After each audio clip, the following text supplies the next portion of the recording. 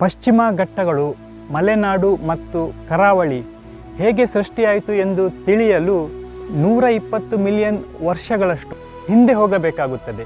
ಇದು 120 ಮಿಲಿಯನ್ ವರ್ಷಗಳ ಹಿಂದಿನ ಭಾರತ. ಸಂಪೂರ್ಣ ದ್ವೀಪವಾಗಿರುವ ನಮ್ಮ ಭಾರತ ಪೂರ್ವ ಭಾಗದಲ್ಲಿ ಅಂಟಾರ್ಟಿಕ್ ಮತ್ತು ಆಸ್ಟ್ರೇಲಿಯಾ, ಪಶ್ಚಿಮದಲ್ಲಿ ಆಫ್ರಿಕಾ ಮತ್ತು ಉತ್ತರದಲ್ಲಿ ತೆತಿಸ್ ಎಂಬ ಮಹಾಸಾಗರ. ಭಾರತ ದ್ವೀಪದ ಪೂರ್ವ ಭಾಗದಲ್ಲಿ ಅದಾಗಲೇ ಈಸ್ಟರ್ನ್ ಘಾಟ್ಸ್ಗಳು ಸೃಷ್ಟಿಯಾಗಿವೆ. ಉತ್ತರದಲ್ಲಿ ಹಿಮಾಲಯ ಪರ್ವತ ಶ್ರೇಣಿಗಳು ಇನ್ನೂ ಹುಟ್ಟಿಲ್ಲ. ಪೂರ್ವದಲ್ಲಿ ಪಶ್ಚಿಮ ಘಟ್ಟ ಪರ್ವತ ಶ್ರೇಣಿ, ಮಲೆನಾಡು ಮತ್ತು ಕರಾವಳಿಯ ಸೃಷ್ಟಿ ಇನ್ನೂ ಆಗಿಲ್ಲ. ನಿಜವಾಗಿಯೂ ಭಾರತ 120 ಮಿಲಿಯನ್ ವರ್ಷಗಳ ಹಿಂದೆ ಆಫ್ರಿಕಾದ ಹತ್ತಿರ ಇತ್ತೆ. ನಮ್ಮ ಮಲೆನಾಡು ಕರಾವಳಿಗೂ ಆಫ್ರಿಕಾದ ಮಡಗಾಸ್ಕರ್ಗೂ ಏನು ಸಂಬಂಧ? ಇದೆಲ್ಲವನ್ನು ತಿಳಿಯಲು ವಿಡಿಯೋವನ್ನು ನೋಡ್ತಾ ಇರಿ ಮತ್ತು ವಿಡಿಯೋ ಕೊನೆ ತನಕ ನನ್ನ ಜೊತೆಗಿರಿ.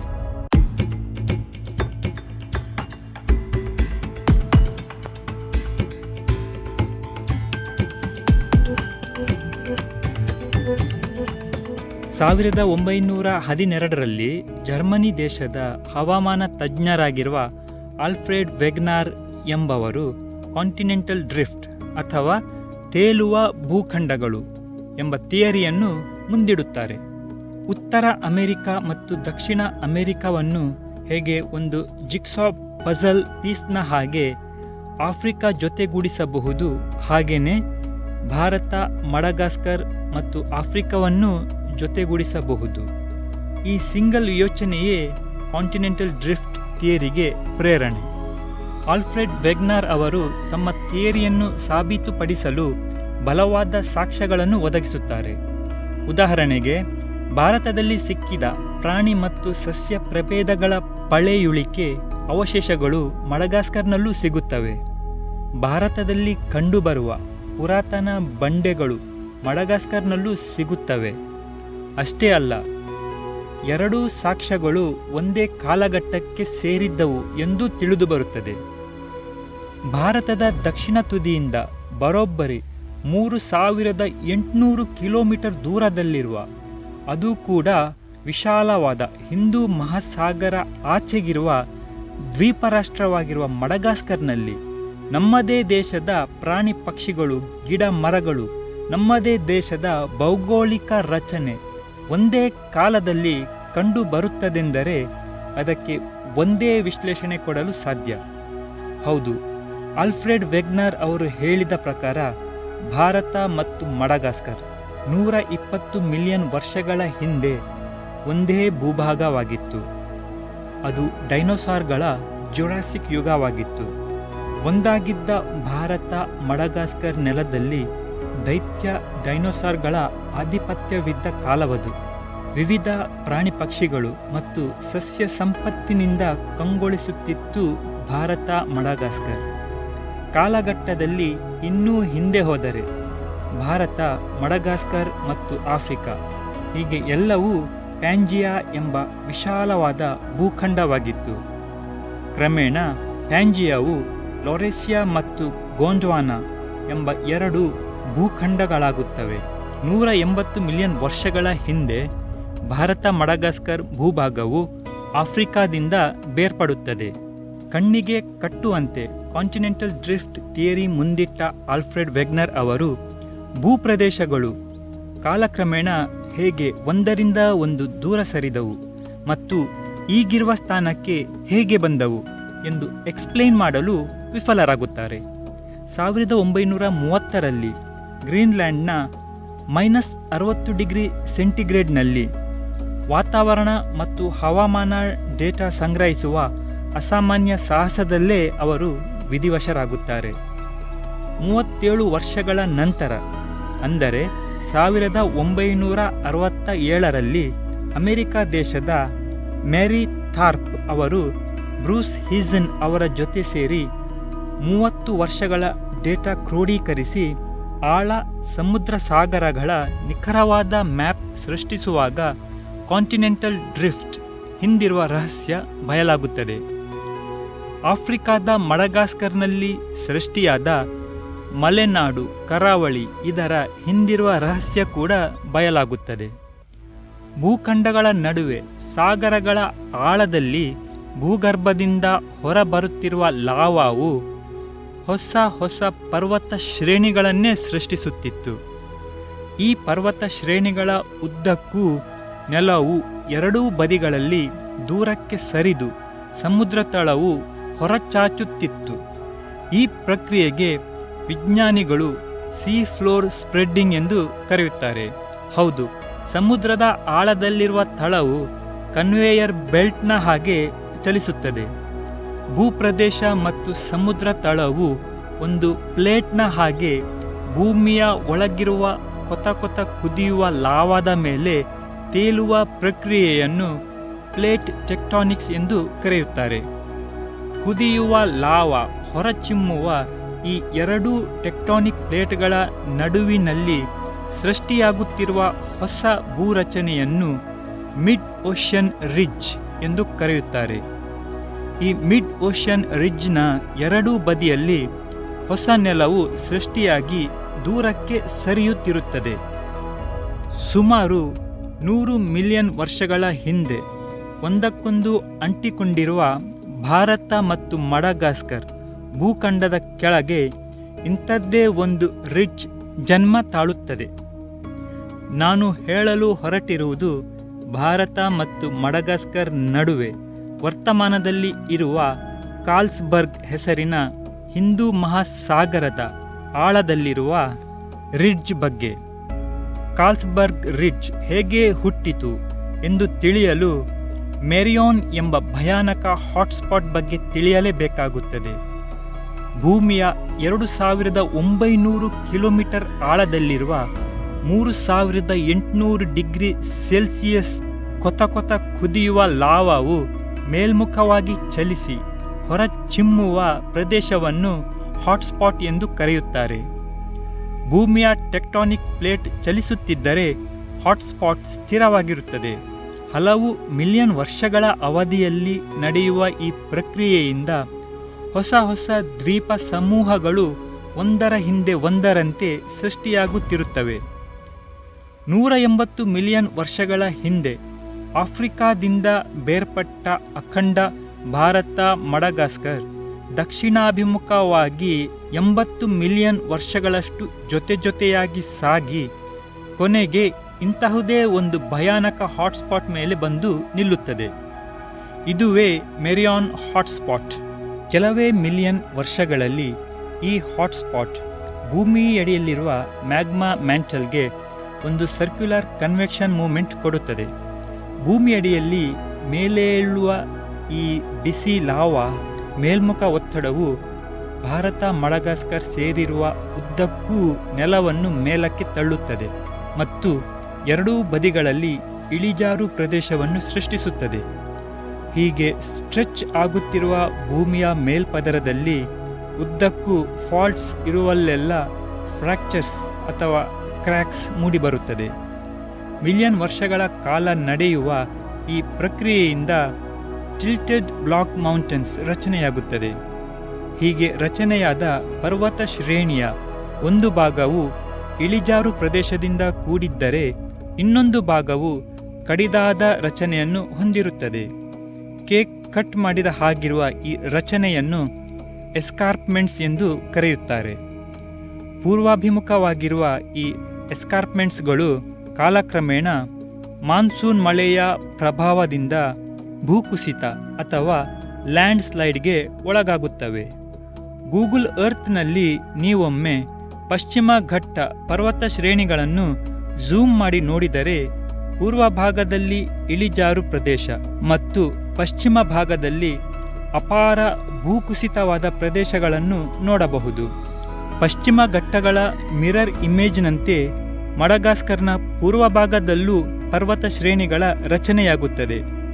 ಹೀಗೆ ಸುಮಾರು 90 ಮಿಲಿಯನ್ ವರ್ಷಗಳ ಹಿಂದೆ ಕಾಂಟಿನೆಂಟ್ ರಿಫ್ಟ್ನಿಂದ ಬೇರ್ಪಟ್ಟ ಭಾರತ ಮತ್ತು ಮಡಗಾಸ್ಕರ್ ನಡುವೆ ಉದ್ದಕ್ಕೂ ಹೊಸ ರಿಫ್ಟ್ ವ್ಯಾಲಿ ಅಥವಾ ಬಿರುಕಿನ ಕಣಿವೆ ಸೃಷ್ಟಿಯಾಗುತ್ತದೆ. ತೆತಿಸ್ ಮಹಾಸಾಗರದ ನೀರು ಈ ಕಣಿವೆಯನ್ನು ಆಕ್ರಮಿಸಿ ಹಿಂದೂ ಮಹಾಸಾಗರದ ಹುಟ್ಟಿಗೆ ನಾಂದಿಯಾಗುತ್ತದೆ.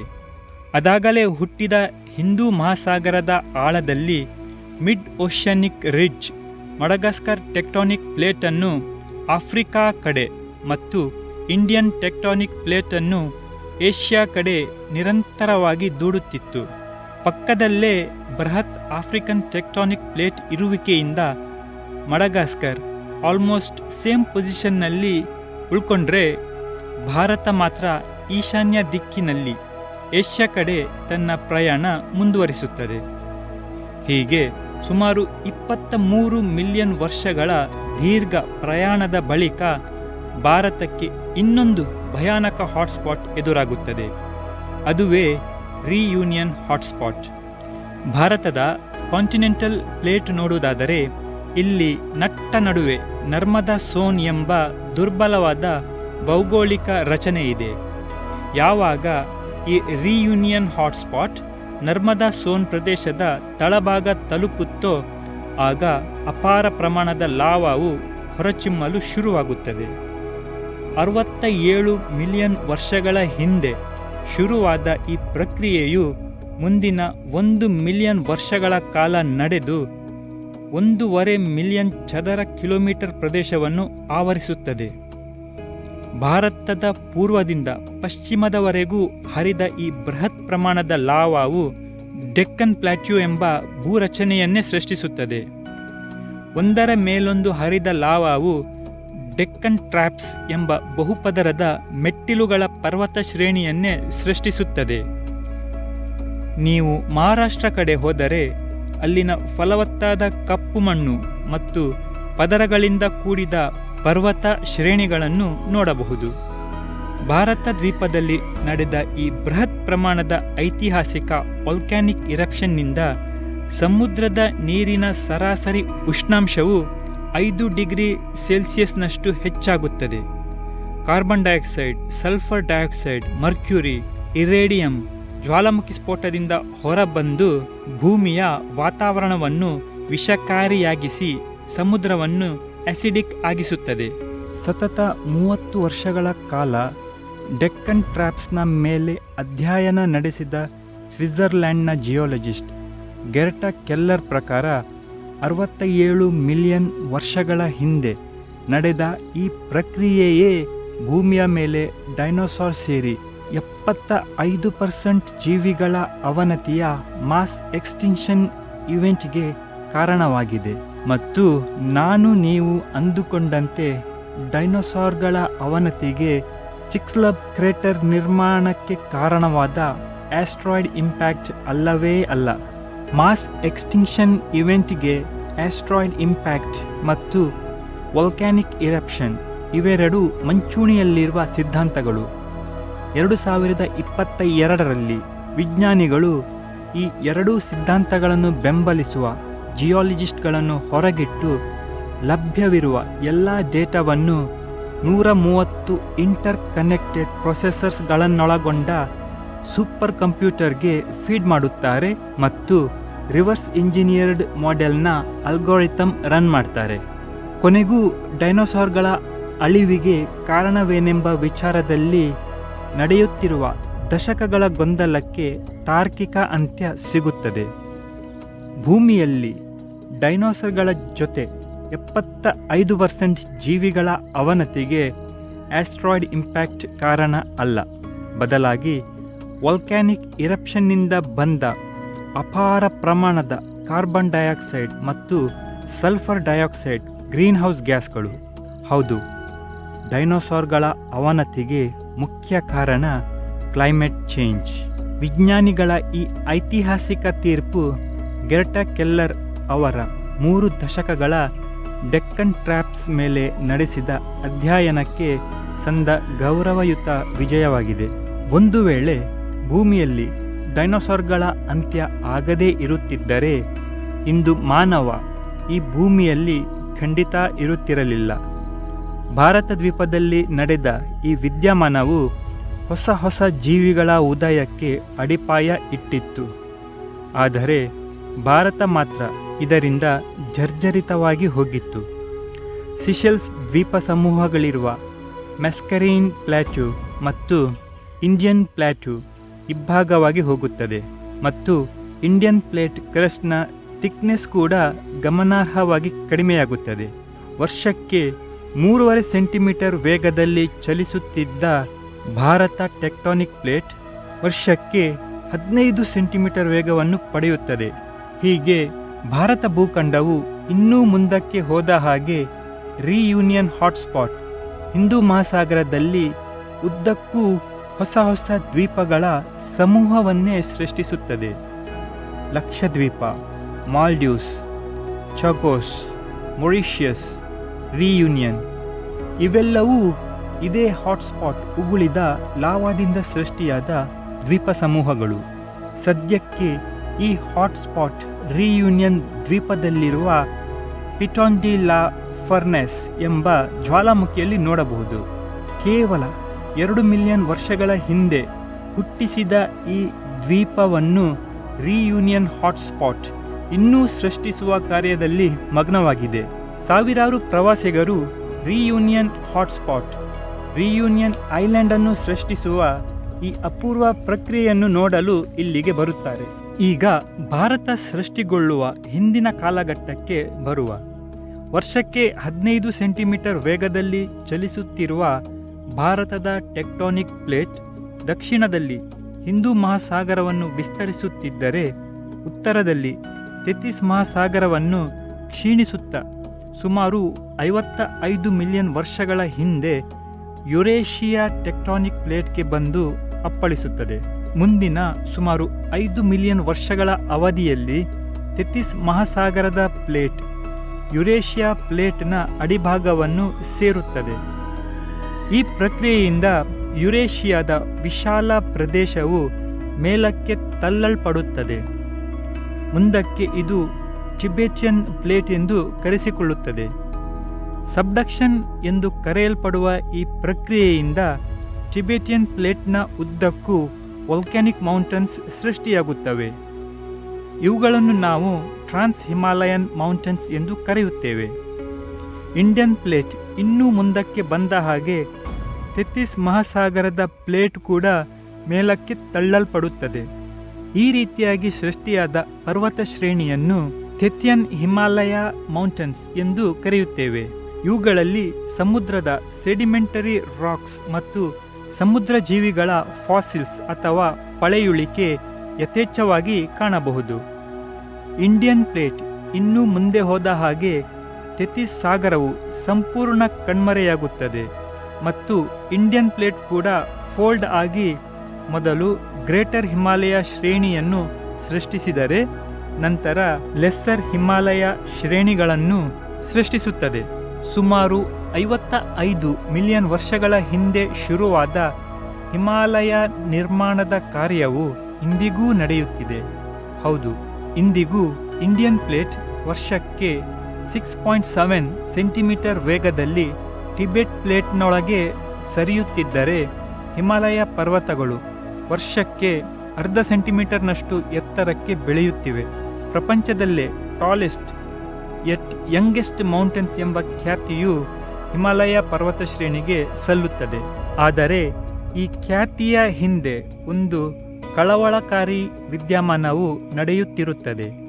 ಪ್ರಪಂಚದಲ್ಲಿ ಅತಿ ಹೆಚ್ಚು ಭೂಕಂಪ ಸಂಭವಿಸುವುದು ಈ ಟೆಕ್ಟಾನಿಕ್ ಪ್ಲೇಟ್ಗಳು ಒಂದರಿಂದೊಂದು ದೂರ ಸರಿಯುವ ಅಥವಾ ಹತ್ತಿರ ಸೇರುವ ಪ್ರದೇಶಗಳಲ್ಲಿ. ಜಗತ್ತಿನ ಎಲ್ಲ ಭೀಕರ ಭೂಕಂಪಗಳಿಗೆ ಈ ಟೆಕ್ಟಾನಿಕ್ ಪ್ಲೇಟ್ಗಳ ಚಲನೆಯೇ ಕಾರಣ. ಓಕೆ, ಈಗ ಭಾರತ ಮತ್ತು ಮಡಗಾಸ್ಕರ್ ಬೇರ್ಪಡಿಸಿ ಪಶ್ಚಿಮ ಘಟ್ಟ, ಮಲೆನಾಡು ಮತ್ತು ನಮ್ಮ ಕರಾವಳಿಯ ಸೃಷ್ಟಿಗೆ ಕಾರಣವಾದ ಈ ಮೆರಿಯಾನ್ ಹಾಟ್ಸ್ಪಾಟ್ ಏನಾಯಿತು?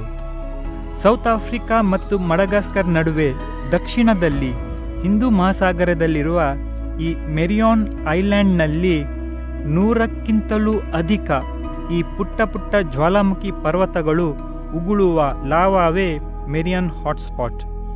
100 ಮಿಲಿಯನ್ ವರ್ಷಗಳ ಹಿಂದೆ ಭಾರತದ ಪಶ್ಚಿಮ ಕರಾವಳಿಯನ್ನು ಸೃಷ್ಟಿಸಿದ ಮೆರಿಯಾನ್ ಹಾಟ್ಸ್ಪಾಟ್ ಈ ಮೆರಿಯಾನ್ ಐಲ್ಯಾಂಡನ್ನು ಸೃಷ್ಟಿಸಿದ್ದು ಕೇವಲ 1 ಮಿಲಿಯನ್ ವರ್ಷಗಳ ಹಿಂದೆ. ಈ ಐಲ್ಯಾಂಡ್ನ ಸೃಷ್ಟಿಯು ಈಗಲೂ ನಡೆಯುತ್ತಿದೆ. ಹೊಸ ಹೊಸ ಕುಬ್ಜ ಜ್ವಾಲಾಮುಖಿ ಪರ್ವತಗಳು ಈ ದ್ವೀಪದಲ್ಲಿ ಸೃಷ್ಟಿಯಾಗುತ್ತಿವೆ. 1980 ಮತ್ತು 2004ರಲ್ಲಿ ಈ ದ್ವೀಪದಲ್ಲಿ ವೋಲ್ಕ್ಯಾನಿಕ್ ಇರಪ್ಷನ್ ಆದ ವರದಿಗಳಿವೆ. ಎಲಿಫೆಂಟ್ ಸೀಲ್ ಮತ್ತು ಪೆಂಗ್ವಿನ್ ಹಕ್ಕಿಗಳ ವಾಸಸ್ಥಾನವಾಗಿರುವ ಈ ದ್ವೀಪಕ್ಕೆ ವರ್ಷಕ್ಕೊಮ್ಮೆ ವಿಜ್ಞಾನಿಗಳು ಸಂಶೋಧನೆ ನಡೆಸಲು ಇಲ್ಲಿಗೆ ಭೇಟಿ ಕೊಡುತ್ತಾರೆ. ಮೆರಿಯಾನ್ ಐಲ್ಯಾಂಡ್ ಪ್ರಪಂಚದಲ್ಲೇ ಲಾರ್ಜೆಸ್ಟ್ ಎನ್ವೈರ್ಮೆಂಟಲ್ ಪ್ರೊಟೆಕ್ಷನ್ ಏರಿಯಾವಾಗಿದೆ. ವೈಜ್ಞಾನಿಕ ಸಂಶೋಧನೆ ಹೊರತುಪಡಿಸಿ ಇಲ್ಲಿ ಯಾವುದೇ ರೀತಿಯ ಮಾನವ ಚಟುವಟಿಕೆ ನಿಷೇಧಿಸಲಾಗಿದೆ. ಪ್ರಪಂಚದ ಕೆಲವು ಬಯೋಡೈವರ್ಸಿಟಿ ಹಾಟ್ಸ್ಪಾಟ್ಗಳಲ್ಲಿ ಭಾರತ ದೇಶದ ಹಿಮಾಲಯ, ಪಶ್ಚಿಮ ಘಟ್ಟಗಳು ಮತ್ತು ಮಡಗಾಸ್ಕರ್ ದೇಶವು ಸ್ಥಾನ ಪಡೆದಿದೆ. ಅದೆಷ್ಟೋ ಪ್ರಾಣಿ ಮತ್ತು ಸಸ್ಯ ಪ್ರಭೇದಗಳನ್ನು ನಾವು ಕೇವಲ ಪಶ್ಚಿಮ ಘಟ್ಟಗಳಲ್ಲಿ ಮಾತ್ರ ಕಾಣಬಹುದು. ಇವುಗಳಲ್ಲಿ ಅನೇಕ ಪ್ರಜಾತಿಗಳು ನಶಿಸಿ ಹೋಗುವ ಅಪಾಯದಲ್ಲಿವೆ. ಭಾರತ ದೇಶದ ಇಡೀ ವೆದರ್ ಪ್ಯಾಟರ್ನ್ ಈ ಪಶ್ಚಿಮ ಘಟ್ಟ ಪರ್ವತ ಶ್ರೇಣಿಗಳ ಮೇಲೆ ನಿರ್ಭರವಾಗಿದೆ. ಇವುಗಳ ಇರುವಿಕೆಯಿಂದಲೇ ಭಾರತವು ಪ್ರಪಂಚದಲ್ಲೇ ಬೆಸ್ಟ್ ಎನಿಸಿಕೊಳ್ಳುವ ಮಾನ್ಸೂನ್ ಸಿಸ್ಟಮ್ ಪಡೆದುಕೊಂಡಿದೆ. ಇಕೋಸೆನ್ಸಿಟಿವ್ ಝೋನ್ ಎಂದು ಕರೆಸಿಕೊಳ್ಳುವ ನಮ್ಮ ಪಶ್ಚಿಮ ಘಟ್ಟಗಳು ಪ್ರಪಂಚದ ಕೇವಲ 8 hottest hotspots of biological diversity ಲಿಸ್ಟ್ನಲ್ಲಿ ಯುನೆಸ್ಕೋ ಅವರು ಸ್ಥಾನ ಕೊಟ್ಟಿದ್ದಾರೆ. ಅಭಿವೃದ್ಧಿ ಎಂಬ ಪಟ್ಟಿಯನ್ನು ಕಣ್ಣಿಗೆ ಕಟ್ಟಿರುವ ನಮಗೆ ಇದೆಲ್ಲ ಯಾವಾಗ ತಿಳಿಯುತ್ತೋ